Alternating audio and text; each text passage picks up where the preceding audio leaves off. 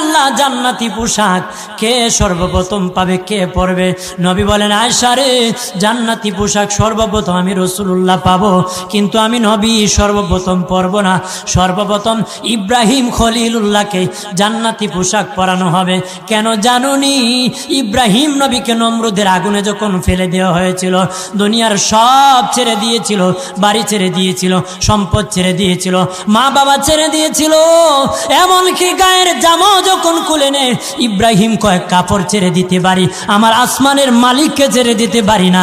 ওই দিন আল্লাহ ইব্রাহিমের সাথে অঙ্গীকার করেছিল, ইব্রাহিম আজকে তোমাকে সকলের সামনে উলঙ্গ করে লজ্জায় ফেলে দিয়েছি ইব্রাহিম, তারপরে তুমি আমাকে ছাড়ো নাই।